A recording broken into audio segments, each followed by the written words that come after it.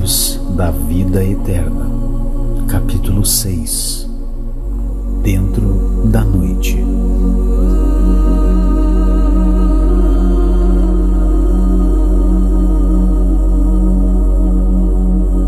A diferença de atmosfera entre o dia e a noite na casa transitória de Fabiano era quase inalterável.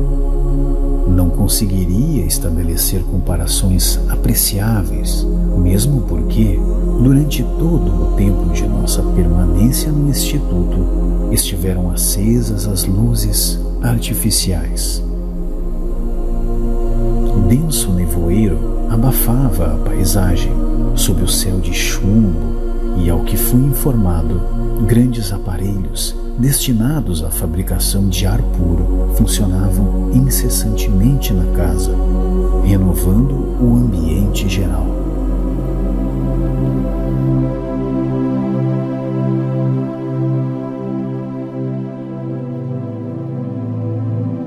Víamos o sol fundamentalmente diferente em pleno crepúsculo. Semelhava-se a um disco de ouro velho, sem qualquer irradiação, a perder-se num oceano de fumo indefinível. Cotejando a situação com os quadros primaveris da crosta planetária, os ocasos da esfera carnal parecem verdadeiras decorações do paraíso.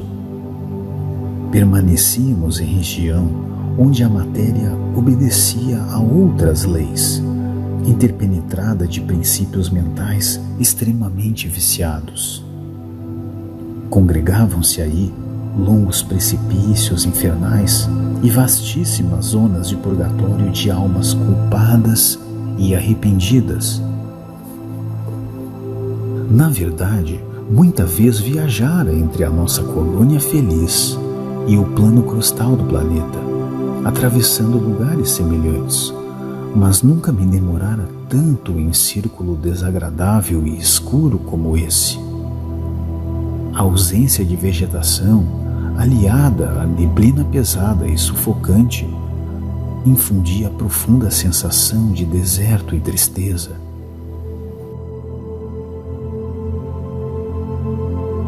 Os amigos, porém, com a irmã Zenóbia à frente, faziam o quanto possível para converter o pouso socorrista num oásis confortador. Alguém chegou à gentileza de lembrar a oportunidade do quadro externo para que nos voltássemos para dentro de nós, com o proveito necessário. Sim, assentiu o assistente Jerônimo. Num abrigo de pronto-socorro espiritual, é conveniente que não haja facilidades para distrações prejudiciais aos nossos deveres. Estampou um riso franco nos lábios e acentuou: por isso mesmo, quando na crosta da terra nunca tivemos descrições de infernos floridos ou de purgatórios sob árvores acolhedoras. Nesse ponto, os escritores teológicos foram exatos e coerentes. Aos culpados e renitentes confessos não convém a fuga mental. Em favor deles próprios, é mais razoável sejam mantidos em regiões desprovidas de encanto, a fim de permanecerem a sós com as criações mentais inferiores a que se ligaram intensivamente.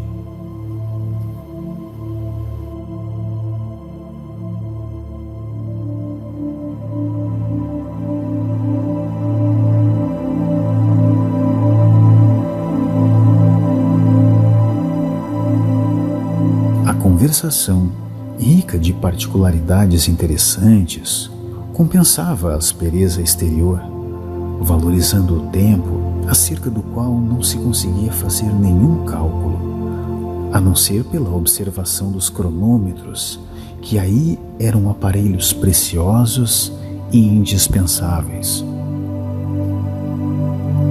Ao soar das 19 horas, orientados pela administradora da casa, preparamo-nos para a pequena jornada ao abismo.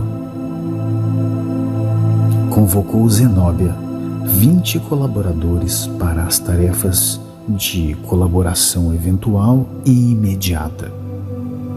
3 mulheres e 17 homens, que à primeira vista não pareciam pessoas de cultura e sensibilidade extremamente apuradas, mas que demonstravam, no olhar sereno e firme, boa vontade sincera, dedicação leal e caráter resoluto no espírito de serviço. Mais tarde, vinha a saber que o Instituto asila constantemente variados grupos de entidades repletas de característicos humanos primitivistas, mas portadores de virtudes e valores apreciáveis, que colaboram na execução das tarefas gerais e se educam ao mesmo tempo, preparando-se para reencarnações e experiências de mais elevada expressão. Dirigindo-se ao subalterno, que receberia atribuições de subchefia, indagou Zenóbia serena: Ananias, temos o material de serviço devidamente arregimentado? Não devemos esquecer, principalmente, as faixas de socorro, as redes de defesa e os lança-choques. Tudo pronto, respondeu satisfeito o colaborador. Voltou-se em seguida para o nosso orientador e disse bem-humorada: Irmão Jerônimo, convirá desse modo iniciar a marcha. E detendo-se ao nosso lado, acrescentou: De antemão, rogo desculpas a todos se lhes tomar tempo para atendermos ao desaventurado irmão a que me referi, satisfazendo a interesse que me é particular.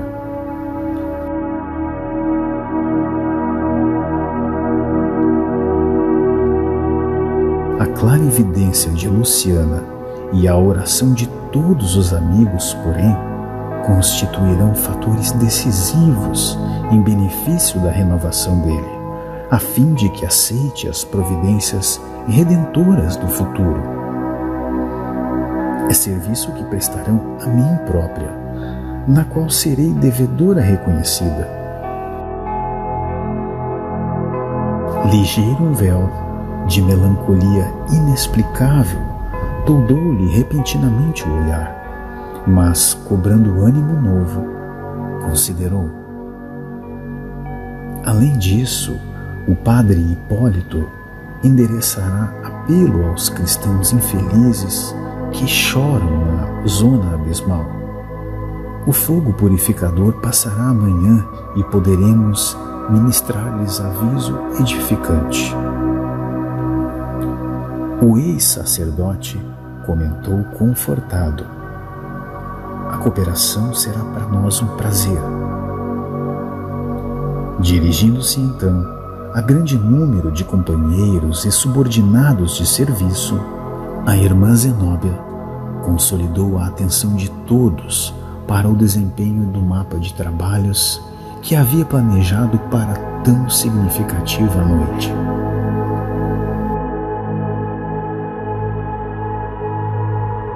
A casa deveria permanecer atenta à contribuição que receberia dos institutos congêneres no dia imediato, pela manhã. Alguns servidores seguiriam para a crosta, prestando apoio à expedição Fabrino, em alguns casos difíceis de reencarnação compulsória. Certos departamentos abrir-se-iam à visitação dos encarnados parcialmente libertos da crosta em momentos de sono físico, para receberem benefícios magnéticos de conformidade com as solicitações autorizadas. Determinadas dependências seriam preparadas devidamente para a eventual recepção de missionários do bem, procedentes das esferas elevadas. Organizar-se-iam leitos para alguns desencarnados prestes a serem trazidos, segundo notificação anteriormente recebida.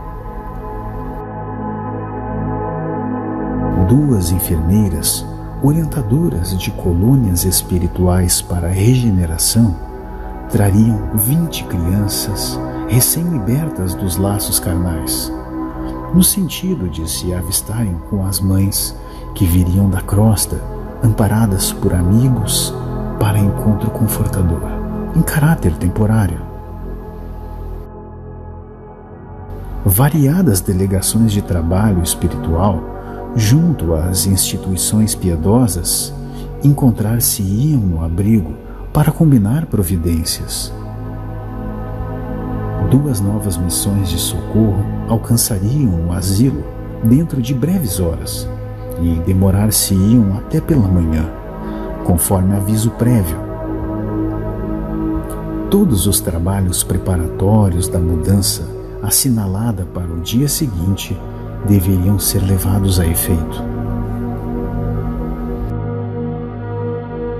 Medidas outras de menor significação foram recomendadas e, por fim, a diretora notificou que o recinto de orações deveria aguardá-la em posição de iniciar a prece de reconhecimento da noite, sem nenhuma delonga. Eu não conseguia disfarçar a surpresa, examinando semelhante quadro de obrigações, porque, segundo o cálculo efetuado momentos antes, a irmã Zenóbia estaria ausente apenas 4 horas. Ultimando providências, acenou para nós, convidando-nos a acompanhá-la. Ao transpormos o limiar, explicou-nos cuidadosa: convém manter apagado no trajeto todo o material luminoso, e, fitando-nos resoluta, informou: quanto a nós, sigamos silenciosos a pé. Não será razoável utilizar a volitação em distância tão curta. Mais justo assemelhar-nos aos pobres que habitam esses sítios, perante os quais, enquanto perdure a pequena caminhada, devemos guardar a maior quietude. Qualquer desatenção prejudicar-nos-á o objetivo. Decorridos alguns instantes, atravessávamos as barreiras magnéticas de defesa e punhamo-nos a caminho. Noutras circunstâncias e noutro tempo, não conseguia eu dominar o pavor que nos infundia a paisagem escura e misteriosa à nossa frente. Vagavam no espaço estranhos sons. Ouvia perfeitamente gritos de seres selvagens e, no meio deles, dolorosos gemidos humanos, emitidos talvez a imensa distância.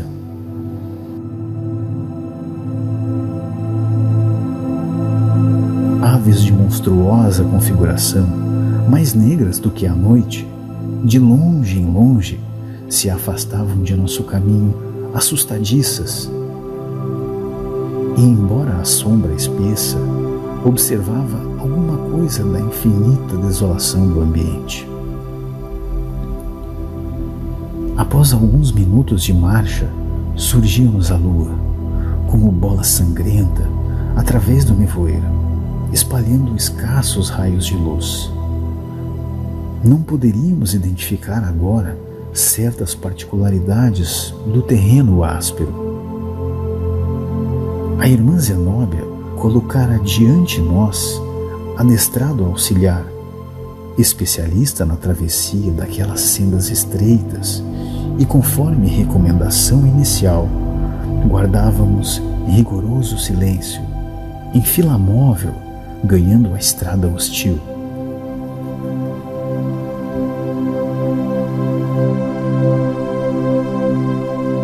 Atingimos zona pantanosa em que sobressaía a rasteira vegetação. Ervas mirradas e arbustos tristes assomavam indistintamente do solo. Fundamente espantado, porém, ao ladear imenso charco, ouvi soluços próximos. Guardava a nítida impressão que as vozes procediam de pessoas atoladas em repelentes substâncias. Tais as emanações desagradáveis que pairavam no ar. Ah, que força nos defrontavam ali! A treva difusa não deixava perceber minudências. Todavia, convencera-me da existência de vítimas vizinhas de nós, esperando-nos amparo providencial.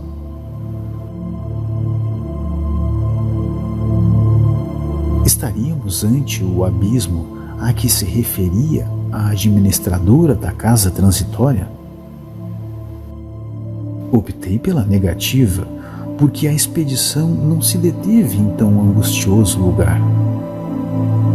Jerônimo seguia rente aos meus passos e não contive a indagação, que me escapou célere. Jazem aqui almas humanas?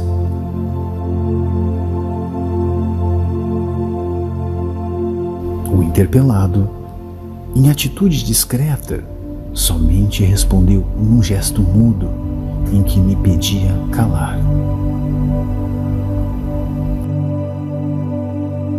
Bastaram, no entanto, minhas 4 palavras curtas para que os lamentos indiscriminados se transformassem de súbito em rogativas tocantes e estertorosas. Ajude-nos, quem passa, por amor de Deus. Salvai-nos, por caridade. Socorro, viajantes, socorro! Verificou-se então o imprevisto.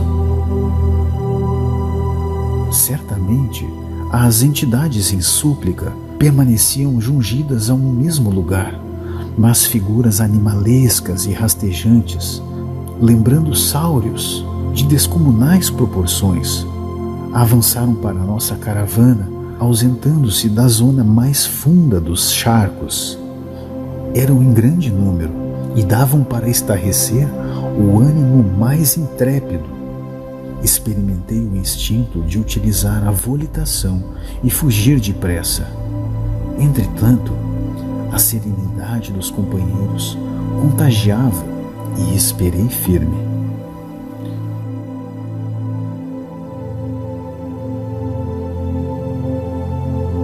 Quase imperceptível estalido partiu da destra da irmã Zenóbia e 10 auxiliares aproximadamente utilizaram minúsculos aparelhos, emitindo raios elétricos de choque, com insignificantes explosões. Não obstante ser fraca a detonação, a carga de energia revelava vigoroso poder, tanto que os atacantes monstruosos recuavam precipitados, recolhendo-se ao pântano em queda espetacular sobre a lama grossa. Multiplicavam-se as lamentações dos prisioneiros invisíveis da substância viscosa. Libertai-nos, libertai-nos, socorro! Cortavam-me a sensibilidade aquelas imprecações pungentes e dolorosas, mas ninguém parou. Seguia a expedição, diligente e muda. Compreendi que estavam em jogo maiores interesses de trabalho e não insisti. Minha posição era a do subalterno chamado a cooperar. Mais alguns minutos e havíamos varado a região dos charcos. Penetrando o terreno de configuração diferente, aliviou-se-me, de algum modo, o coração condoído. Entretanto, agora, vultos negros de entidades humanas esgueiravam-se junto de nós, aproximavam-se com visível disposição de atacar, recuando, porém, inesperadamente. supus, por minha vez, que o movimento de recuo ocorria logo que eles observavam a extensão do nosso grupo de 25 pessoas. Temiam-nos a expressão numérica e fugiam pressurosos. Prosseguindo a marcha, penetramos a escarpada região e, atendendo ao sinal da irmã Zenóbia, os 20 auxiliares que nos seguiam postaram-se em determinado ponto com a recomendação de aguardarem a nossa volta.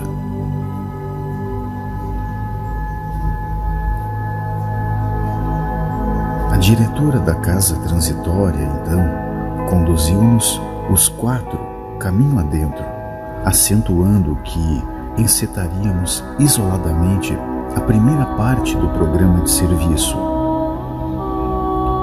Em semelhante paragem, a atmosfera arifazia-se de maneira sensível. A lua pareceu menos rubra, a relva mais doce, o ar mais tranquilo. Estávamos em reduzido oásis de paz, em meio a extenso deserto de sofrimentos. Esclareceu Zenóbia, quebrando o longo silêncio. Agora podemos falar e atender os objetivos de nossa vinda.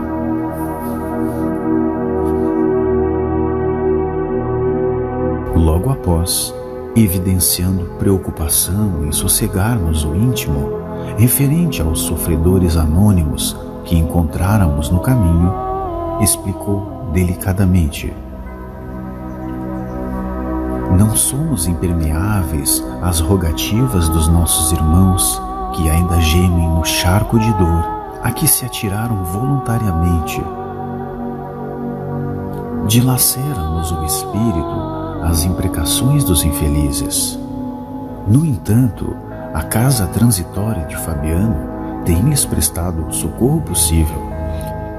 Ajuda essa que até hoje vem sendo repelida pelos nossos irmãos infortunados. Debalde libertamo-los periodicamente dos monstros que os escravizam, organizando-lhes o refúgio salutar. Fogem de nossa influenciação retificadora e tornam espontaneamente ao charco. É imprescindível que o sofrimento lhes solidifique a vontade para as abençoadas lutas do porvir. Estabelecida a ressalva, que percebi especialmente formulada de modo indireto para mim, Zenóbia continuou bastante emocionada.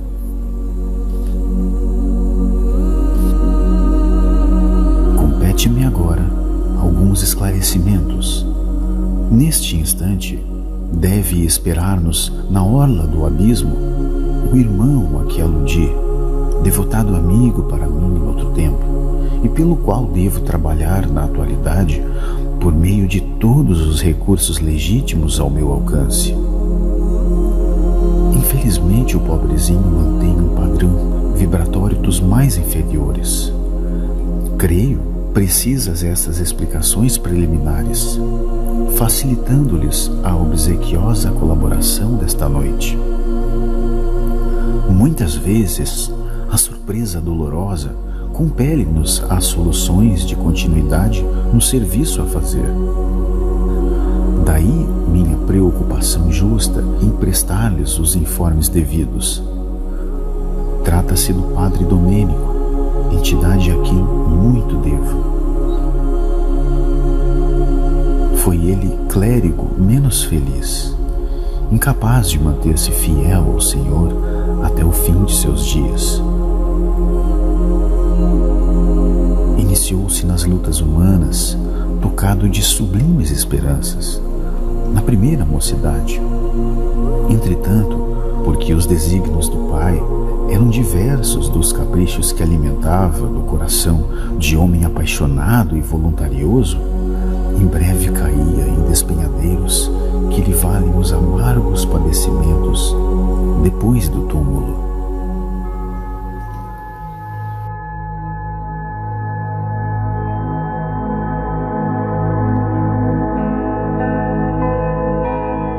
aproveitou-se das casas consagradas à fé viva para concretizar propósitos menos dignos, concuspando a paz de corações sensíveis e amorosos. Recebeu todas as advertências e avisos salutares tendentes a modificar-lhe a conduta criminosa e desvairada. Todavia, internou-se fundamente no lamaçal escuro dos erros voluntários, desprezando toda a espécie de assistência salvadora. Colaborei durante anos consecutivos nos serviços de orientação que lhe eram ministrados, mas pela expressão intensa de fragilidade humana que ainda conservava em minha alma, abandonei-o também à própria sorte, absorvida por sentimentos de horror. Minha deliberação estabeleceu comprida pausa de tempo em nossas relações diretas. Mais de 40 anos rolaram entre nós. De tempos a esta parte, porém, seus sofrimentos acentuaram-se de maneira terrível, obrigando-me a mobilizar minhas humildes possibilidades em seu favor. Desencarnado desde muito, voltou da crosta em angustiosas circunstâncias. Ocasionou desastres morais de reparação muito difícil e ainda permanece insensível às nossas exortações de amor e paz. Conservando-se em posição psíquica negativa, precipitou-se em temível aridez do coração, envolvendo-se em forças que o aniquilam e entorpecem cada vez mais. Para que maiores males não lhe ocorram, fui, ao meu pedido, autorizada a incluí-lo entre os tutelados externos de nossa instituição. Consegui desse modo que alguns dos nossos cooperadores lhe atenuassem um movimento difícil, sem que pudesse ele dar conta de nossas operações fluídico-magnéticas nesse sentido. Tem sofrido muito. No entanto, apesar da prostração, ainda não modificou a mente, mantendo-se em pesadas trevas interiores e subtraindo-se sistematicamente a qualquer esforço de autoexame, que lhe facilitaria, sem dúvida, algum repouso espiritual. Além desse alívio, que lhe é sumamente indispensável, o Padre Domênico necessita regressar à experiência construtiva na crosta planetária, recapitulando o pretérito em serviço expiatório. Entretanto, a situação mental em que se demora cria-lhe empecilhos de vulto, dificultando-nos a ação intercessora. Urge, porém, que regresse à reencarnação.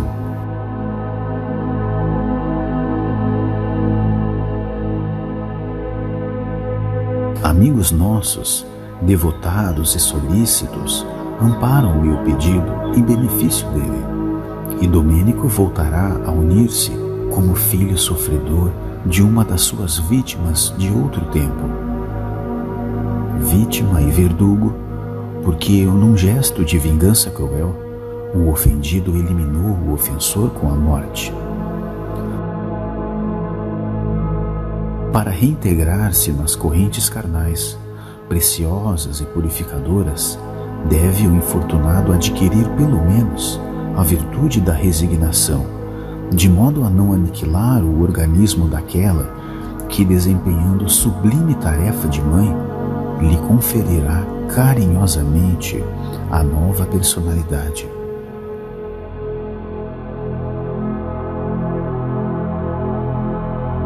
Para a obtenção desse resultado, é imprescindível que melhore interiormente.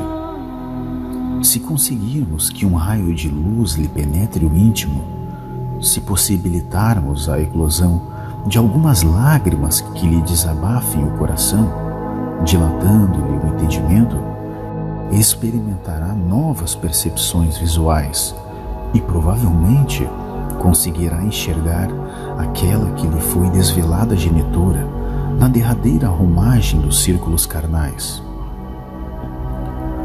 Conseguida essa providência, creio será ele conduzido facilmente à indispensável conformação e às medidas iniciais da recapitulação terrestre.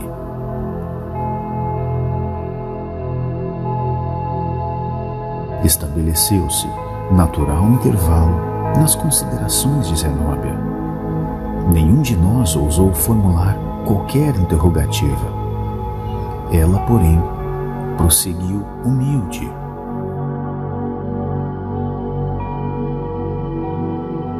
Desde alguns dias, ouve-se-nos, Domênico, a voz, tal como o cego que não consegue ver.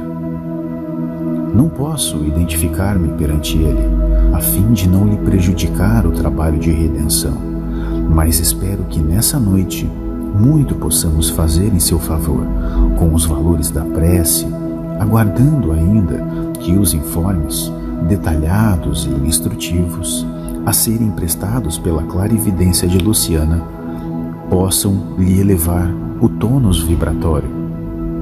E ocorrendo isso, como espero em Nosso Senhor, chamarei mentalmente a nossa irmã Ernestina, que nos foi mãe dedicada e compassiva, com o fim de o recolher e conduzir a crosta para as providências cabíveis. Estou convencida de que, podendo ver a genitora, Domênico se transformará em breves dias, preparando-se para a reencarnação próxima com o valor desejado.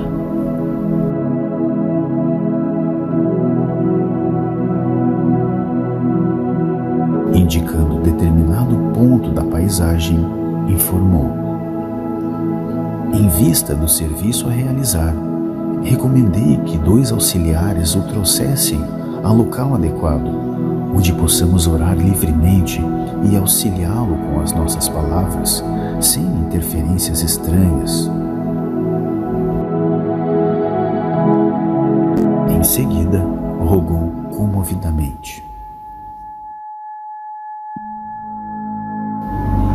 e agora que iniciaremos o trabalho de tanta significação para a minha alma, insisto para que me perdoem o caráter pessoal da tarefa.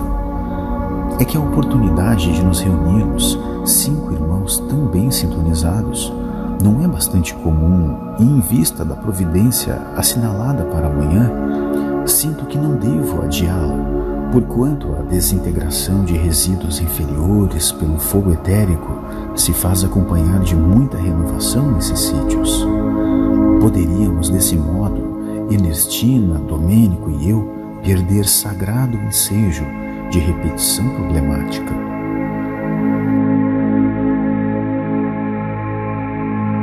Calou-se de súbito a orientadora.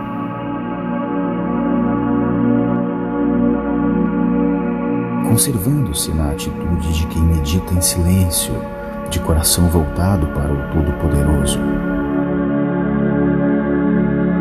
Decorrido alguns momentos, prosseguiu acentuando: estejam certos de que serão meus credores para sempre. Tendo em conta a elevada posição da diretora da casa transitória, comovia-nos semelhante demonstração de humildade. Constrangidos quase, diante de seu exemplo cristão, seguíamos a pequena eminência do solo, vagamente iluminada, onde 2 companheiros velavam diante alguém estendido em decúbito dorsal. A mentora benevolente dispensou ambos auxiliares e, recomendando-lhes integrar a comissão de serviço, que se postara distante. Em seguida, Zenóbia aproximou-se maternalmente e, deixando-nos surpresos, sentou-se na erva rasteira, colocando a cabeça do infeliz no regaço carinhoso.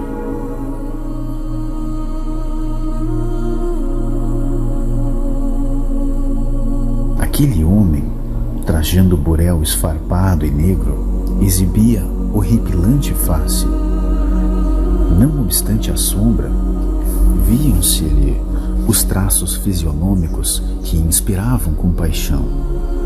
Cabelos em desalinho, olhos fundos na caverna das órbitas, boca e nariz tumefactos, em horrível máscara de ódio e indiferença. Dava a ele a impressão de celerado comum, que só a enfermidade conseguiria imobilizar para a prestação de contas com a justiça. Não acusou emoção alguma ao contato daquele colo amoroso, nem se apercebeu da nossa presença amiga. De olhar parado no espaço, num misto de desprezo e zombaria, semelhava-se a uma estátua de insensibilidade, vestida de farrapos hediondos.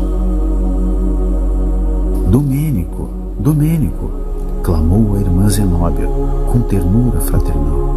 Deveria o interpelado experimentar extrema dificuldade na audição, porque só depois de pronunciado o seu nome diversas vezes foi que, como alguém que registrasse sons muito longe, e exclamou irritadiço: Quem me chama? Quem me chama? Ó poderes orgulhosos que desconheço, deixai-me no inferno. Não atenderei ninguém. Não desejo o céu reservado aos prediletos. Pertenço aos demônios do abismo. Não me perturbem. Odiarei para sempre. Quem te chama? Considerou a diretora, delicada e afetuosamente. Somos nós que te desejamos o bem. O infeliz, entretanto, ao que observei, não se apercebeu da frase confortadora, porque continuou praguejando insensível. Malvados gozam no paraíso enquanto sofremos dores atrozes. Hão de pagar-nos. Deram-me direitos no mundo, prometeram-me a paz celestial, conferiram-me privilégios sacerdotais e precipitaram-me nas trevas. Desalmados, Satã é mais benigno. Nossa venerável irmã, no entanto, longe de irritar-se, falou pacientemente: Pediremos a Jesus que te restitua, ainda que por alguns momentos, o dom de ouvir. Solicitando-nos, acompanhou-lhe a rogativa e invocou: Senhor, dá que possamos amparar teu infeliz tutelado. Tens o pão que extingue a fome de justiça, a água eterna que sacia a sede de paz, o remédio que cura, o bálsamo que alivia, o verbo que esclarece, o amor que santifica, o recurso que salva, a luz que revela o bem, a providência que retifica, o manto acolhedor que envolve a esperança em tua misericórdia. Mestre, tu que fazes descer a bendita luz de teu reino aos que ainda choram no vale das sombras, concede que teu discípulo, transviado, possa ouvir aqueles que o amam. Pastor divino, compadece-te da ovelha desgarrada, do aprisco de teu coração. Permite que aos seus ouvidos tenham acesso os ecos suaves do teu infinito amor.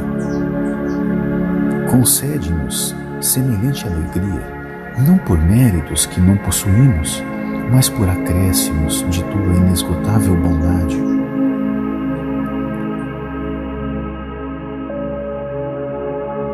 Mais uma vez, reconheci que a prece é talvez o poder máximo conferido pelo Criador à criatura.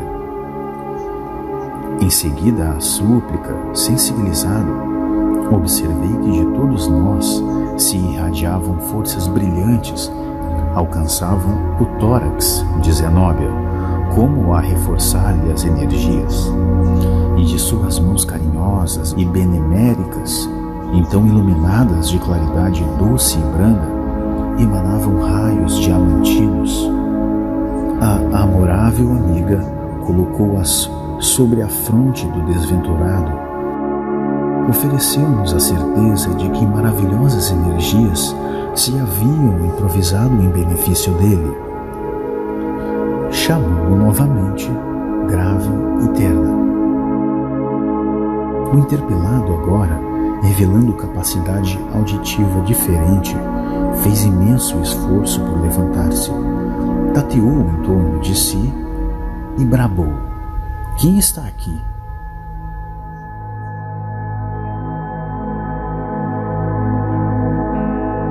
"Somos nós", respondeu Zenóbio, desvelada, "que trabalhamos em teu favor, a fim de que obtenhas paz e luz." "Quimeras!" gritou o infortunado, acusando alguma transformação íntima. "Fui traído em meu ministério sacerdotal, negaram-me os direitos prometidos. Fui espezinhado e ferido. Que desejas de mim? Lastimar-me? Não necessito da compaixão alheia. Aconselhar-me? Impossível. Estou cego e atormentado no inferno por deliberado menosprezo das forças divinas que me desampararam totalmente." "Domênico", falou-lhe então Hipólito, a pedido da orientadora, que lhe fez silencioso gesto de solicitação nesse sentido, dando-nos a ideia de que não desejava empregar a própria voz na conversação que se iniciava. "Não te rebeles contra a determinação da justiça divina." "Justiça?" replicou ele, vibrando emotivamente. "Eu não tenho fome do direito? Não possuía eu rogativas no apostolado? Não fui sacerdote fiel à crença? Há muitos anos padeço nas trevas e ninguém se lembrou de fazer-me justiça." "Acalma-te", disse o nosso companheiro com voz firme. "A consciência é juiz de cada um de nós.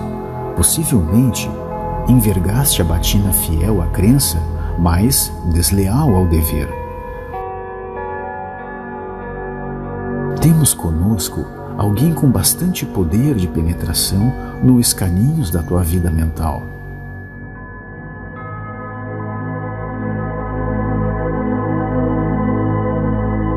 Espera, vamos orar em silêncio para que a bênção do Senhor se faça sentir em teu coração e em seguida passaremos a auxiliar-te para que releias com a serenidade que precisa o livro de tuas próprias ações, compreendendo a longa permanência nos despenhadeiros fatais." O infeliz emudeceu por momentos e, tomados do forte desejo de auxílio, endereçamos fervorosa súplica à esfera superior, rogando lenitivo para o sofredor e bastante luz para a nossa irmã Luciana, a fim de que pudesse ver aquela consciência culpada com a eficiência precisa.